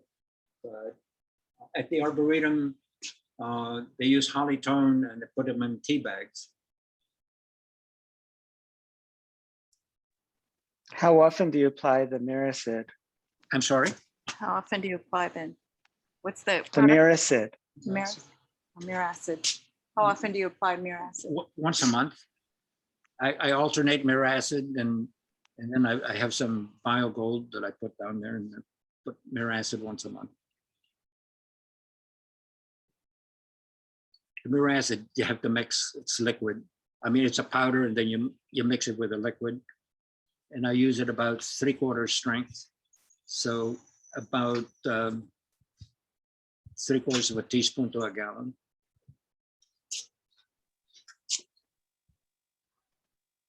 Which species do you use the Miracid or the holly tone on besides azaleas? Which species? Pine. Oh, pine. Joe, was your first trip to Japan when you were 16 years old? Yes, and my last trip to Japan was last February, and I was 86 years old. I've been to Japan probably 18 times, 18 or 19 times.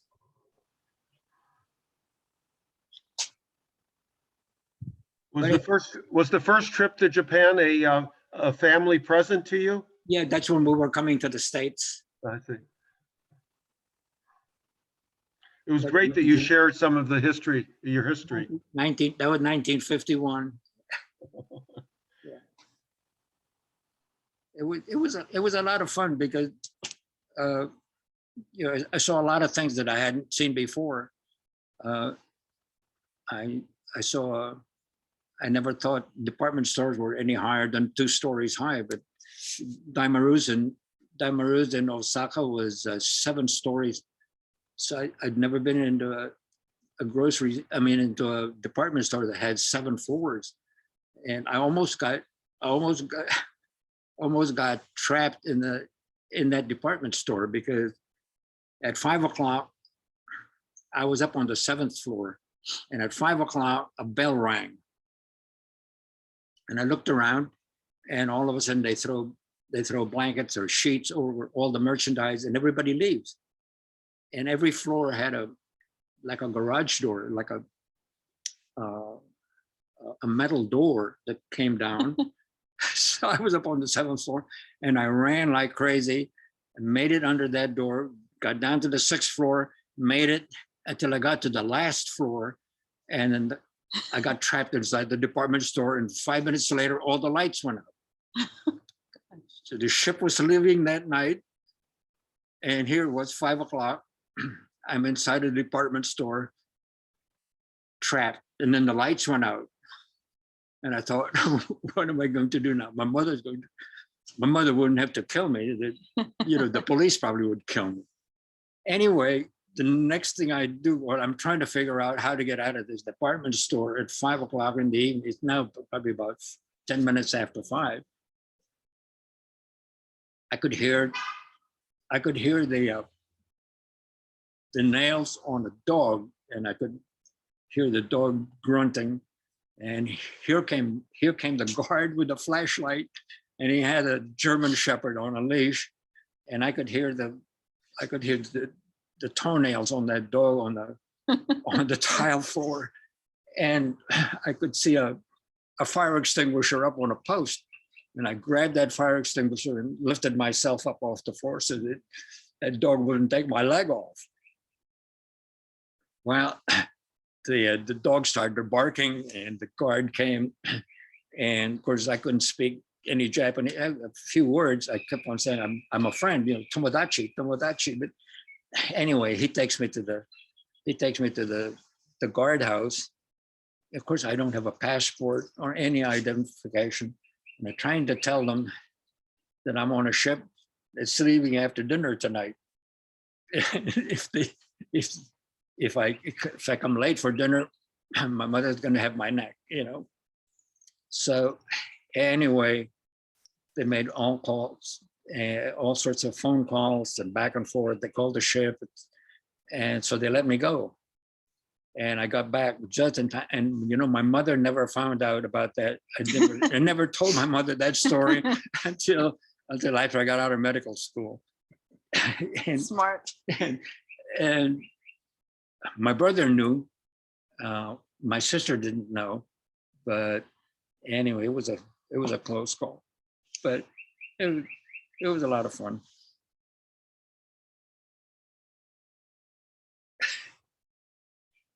Aaron, I'm gonna send you a list of that reading list, but it's interesting reading about satsukis and azaleas and the differences between regular azaleas and the satsuki azaleas. Most of the books are out of print now. I think the most recent book on azaleas as bonsai is Janine Drost, and that came out in 2009. Maybe you need to write a book. But they're a lot of fun, and you can work with a lot of them. So each one of them is practically different from the next one. But look for the leaf size, number one. If you go out to the Becks on Sunday, you'll find a whole lot of. She's got a lot of azalea. In fact, that kakuo, those were clippings that she grew actually from a workshop that I did. But anyway. Joe, I look forward to getting that list from you. I'd be happy to share it with the club so that we all have access to those things. And yeah, absolutely. I can kind of reinforce the little bit that I've learned about azaleas over recent years. As I understand it, there are literally thousands of varieties of azaleas. And in fact, the Azalea Society, the Northern Virginia Azalea Society, hosting the. It's very funny. When I was in Japan last year, I asked they have a big help desk, a concierge desk. The Japanese are very efficient, and I asked the lady if she could find me the name and address of the Azalea Society. Well, I came back. 2 days later, she had this document. Must have been about a 6 or 7 page document. And the Azalea Society in Japan is it's a nonprofit organization that's dedicated to helping homeless people. Well, if you ask any Japanese person about an azalea, they don't know what you're talking about. If you say chuchuji, then they know what you're talking about. If you say satsuki, then they know what you're talking about. When you say azalea, they really don't know what you're talking about. So if you go to Japan, don't ask about azaleas, ask about tsutsuji, then they know what you're talking about. Unless you don't have a hotel room. Joe, this is Gary Reese. I'm holding up a book here. Is this one of the books that you're talking about? Who wrote the book? It's Robert Z. Callahan. Callahan, that's probably the best one. Oh, good. I'm glad That's I have probably it. that's probably the best one. That's probably the best one. Callahan was actually for a while he was a consultant to the Department of Agriculture. He was a botanist and he was a specialist in forestry. I like it where he has his translations of Japanese words used in naming Saskia azaleas, such as kumo, cloud. Robert Callahan is probably the best one. Very good. There's a book by an Englishman, last name of Kennedy. It's about Satsukis. Janine Drost from Belgium, she wrote a book. It's probably the most recent one. But Callahan's book's probably the best one. Thank you. Thank you. Excellent. Well, thanks everybody for joining us. If anybody wants to linger here and continue to chat, a few of us I'm sure will hang out a little bit longer, but thanks again to Joe. Anybody happy bonsaiing and figure out a way to say Thank you, Joe. Thank you, Joe. And thank you again for Christy. And thank you again very much. Yes, and thank you, Christy and Chuck, for helping. I'm going to take them to lunch. Thank you all. I'm going to take them to lunch. Okay. Thank you. Thanks, Joe. Gary, what's the spelling of Callahan?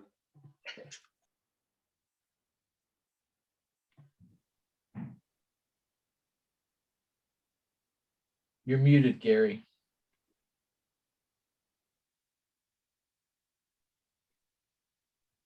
Gary, can you hear? All right. Yes, I can. Let me give it to you. It's very short. It's Robert Z. as in Zion, Callahan, C-A-L-L-A-H, but it's A-M. A-M. Callahan. Callahan. Robert Z. It's a Saskia azaleas for bonsai and azalea enthusiasts. Hey, Gary, can you hold that up to the camera real quick? Sure. Sure. Is it the one? Oh, yeah. That's hard to come by. Gary, Gary, speak for a second. What? There you go. Okay. Thank you. Thank you. Too many words for me to memorize. Got it. I got you. All right.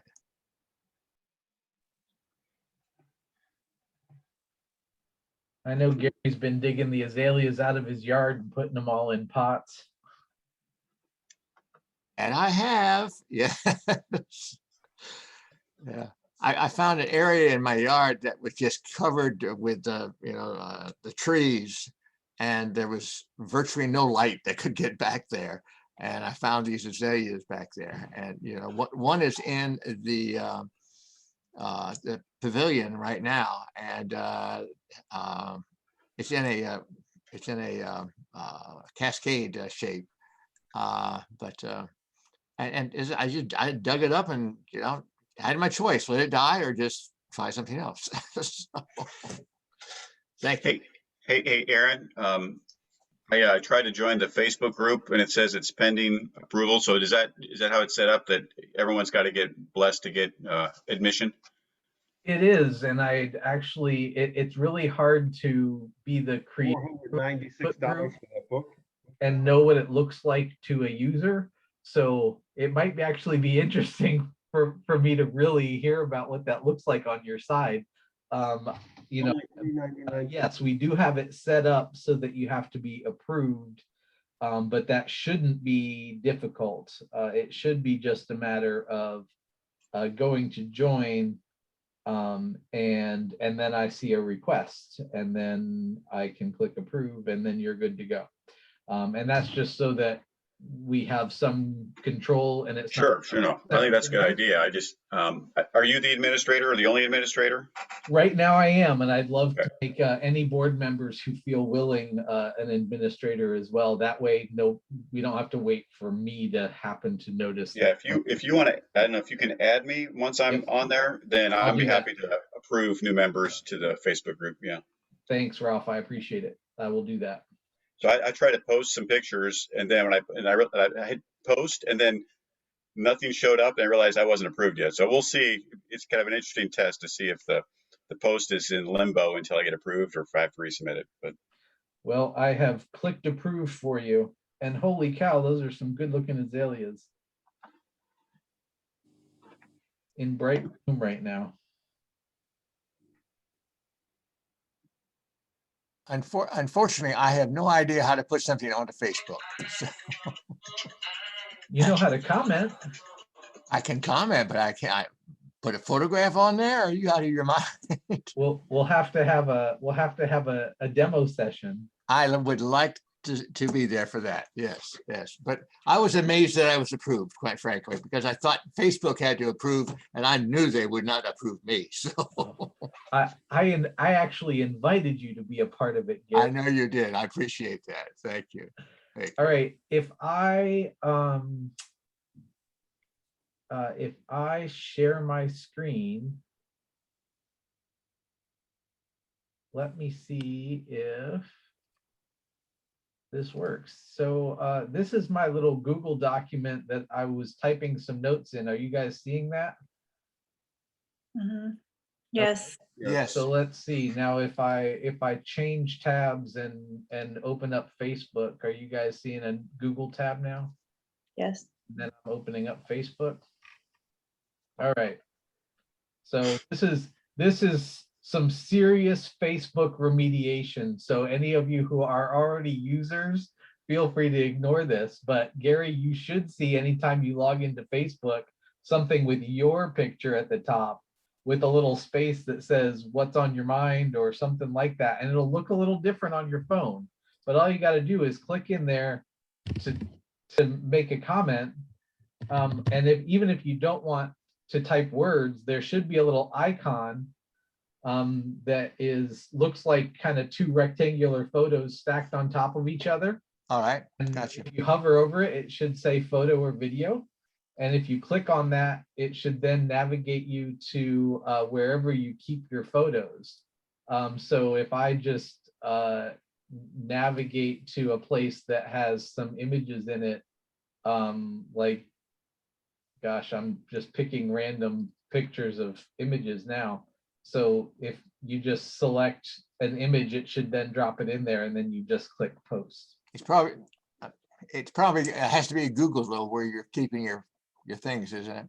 Well, if you're on your phone, do you use your laptop or your phone when you look at Facebook? Tablet.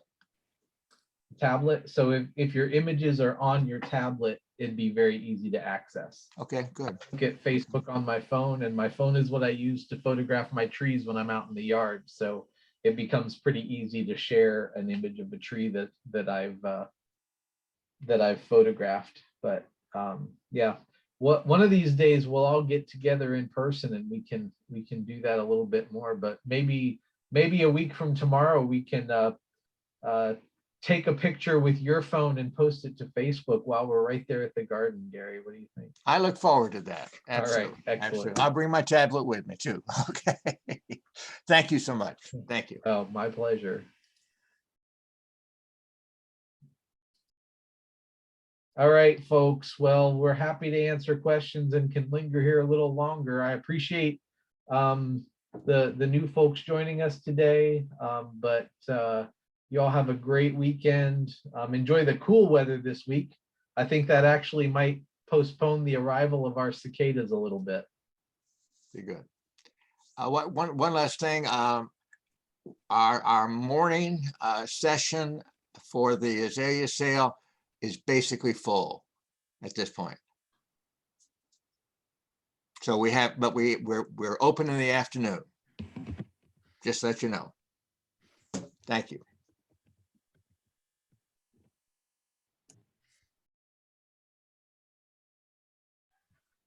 And everyone can go over to the NBF website and see the videos that are posted from around the world in honor of the World Bonsai Day events.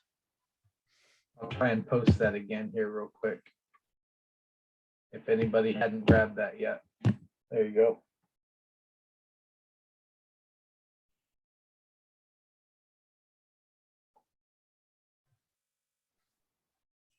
Mike, do you have any comments? Azalea related? I have a few notes, but when Joe was talking about bending limbs, one thing that really helps, because again, they're brittle, add extra wire when you go to bend, 2 or 3 wires. Do your bending and just don't bend in one direction, kind of bend and twist a little bit. And once you get that larger brittle limb in position, then you can take those excess wires off if that original wire is holding. One of the things that I do to cause back budding, the Japanese word for it is motobodome, and what you're doing, and this is 2 or 3 weeks before the tree blooms or get ready to bloom, is you cut the flower buds off at the base, and that forces bad back budding. And this isn't something that you do every year. You don't do it 2 years in a row, and you don't do it the same year that you repot, because repotting puts a lot of stress on the tree.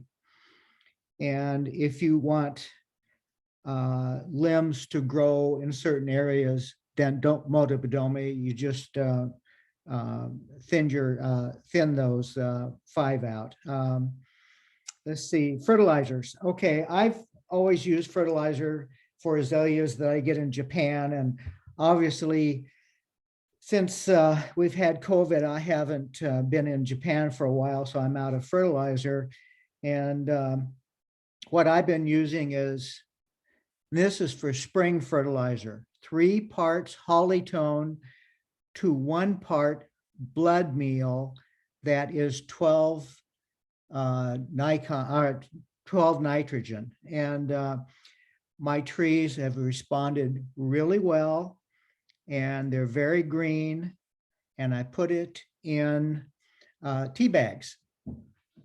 And because this is all natural, you don't have to worry about burning. So Joe was mentioning that he fertilizes all summer. In Japan, and the way I've always been taught is that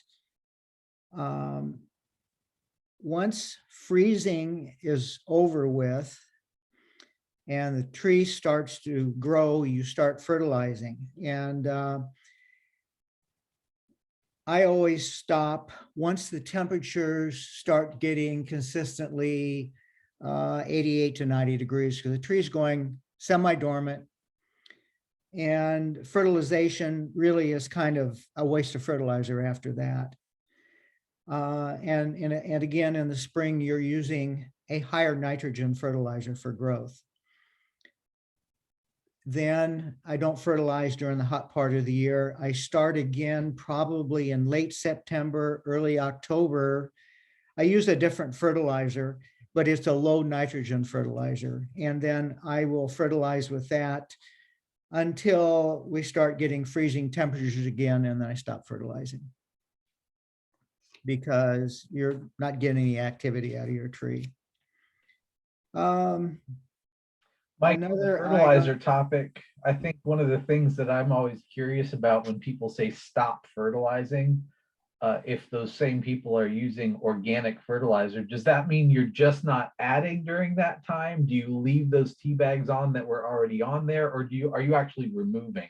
I remove them because if they've been on for a month or so, and it's organic, they're pretty well depleted. I mean, you could leave them on, it's not going to hurt anything. Okay, winter protection with azaleas. I've always been taught that there are different varieties. Some of the varieties are more winter tolerant than others. The large leaf varieties are generally from the southern, more warmer part of Japan. The small leaf varieties, Osakazukis, Kozan family, they're from the colder, more northern part. But generally across the board, once it starts getting below 20 degrees and you have potted azaleas, and now this is, we don't get long periods where it's 20 degrees or below. I'll move them into the garage for that overnight period or whatever, if I can. If they're large plants and I can't move them, I'll cover them over with a tarp or something. And, we get those real cold periods just for a day or two usually. I know one time I looked at the forecast and it said 20 degrees. And I got up the next morning and almost had a heart attack. It was 13 degrees outside. But it was just for a short period and I didn't have any problems. One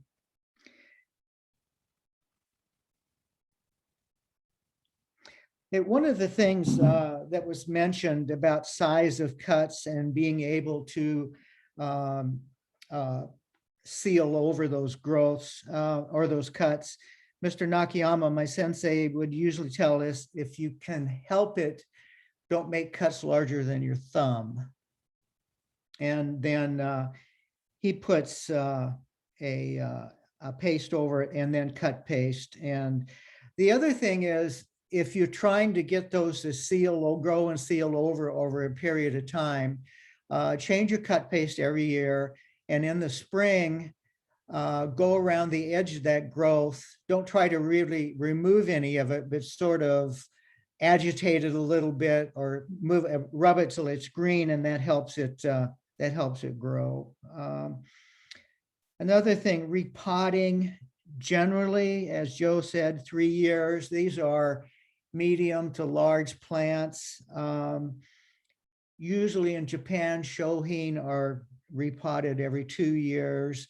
And there's several reasons for repotting. And I mean, if you get really cold weather, your canoe will break down, but also the primary reason is for root growth. And once azaleas become root bound,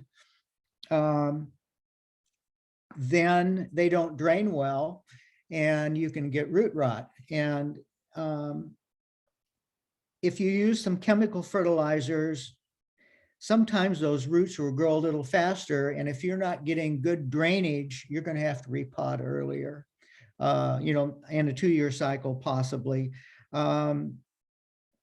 So that's kind of the things that I saw that I made notes on. So.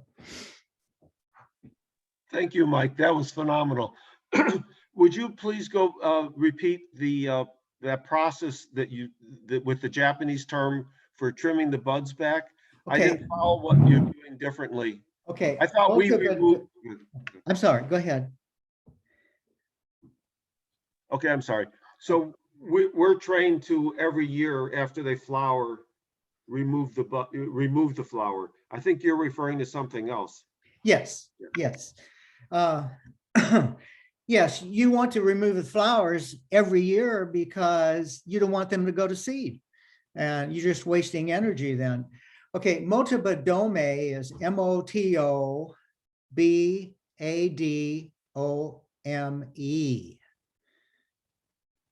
The E's pronounced as an A, Motobadome.